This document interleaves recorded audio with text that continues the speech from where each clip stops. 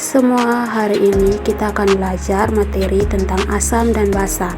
Sebelum itu, perkenalkan, nama saya Mariam Dwi Putri Banlo, mahasiswa semester 5 dari Program Studi Pendidikan Kimia, Fakultas Keguruan dan Ilmu Pendidikan, Universitas Nusa Cendana.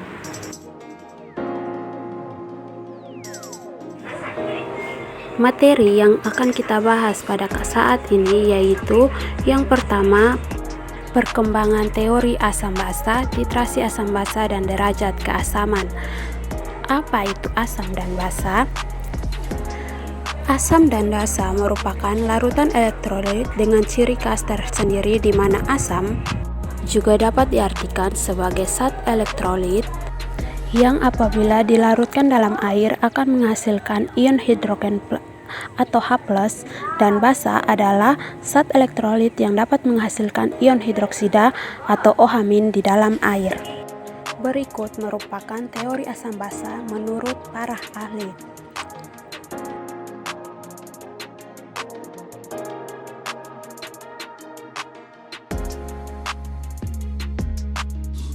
Materi yang berikut yang akan kita pelajari yaitu indikator dan derajat keasaman atau pH. Yang pertama, indikator asam basa. Indikator asam basa merupakan zat warna yang bergantung pada pH larutan, di mana indikator asam basa bisa diartikan sebagai zat yang dapat mewujudkan sifat asam basa dan netral pada suatu larutan. Pada kehidupan sehari-hari, ada banyak zat yang bisa kita temui. Setiap zat tersebut bisa bersifat asam atau basa. Untuk mengetahui sifat zat, apakah asam atau basa, membutuhkan alat bernama indikator asam basa.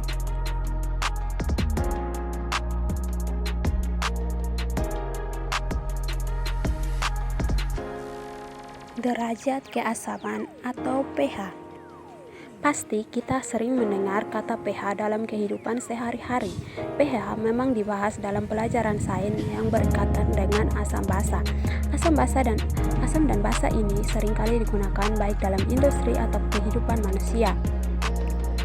pH atau potential of hydrogen adalah derajat keasaman yang digunakan untuk menyatakan tingkat keasaman atau kebasan yang dimiliki oleh suatu larutan.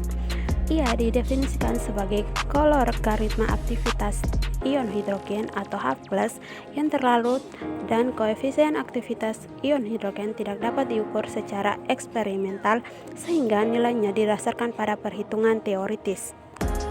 Materi yang terakhir yaitu titrasi asam dan basa. Titrasi asam basa adalah penentuan kadar suatu larutan basa dengan larutan asam yang diketahui kadarnya, atau sebaliknya, penentuan kadar suatu larutan asam dengan larutan basa yang diketahui dengan didasarkan pada reaksi netralisasi. Titrasi antara asam kuat oleh basa kuat, contohnya seperti HCl ditambah NaOH menghasilkan NaCl dan OH-. Kemudian, titrasi asam lemah dengan basa kuat dengan contoh CH3COOH ditambahkan NaOH menghasilkan CH3COO-Na ditambahkan H2O. Demikian materi kita hari ini. Sekian dan terima kasih. Sampai jumpa di video pembelajaran berikutnya.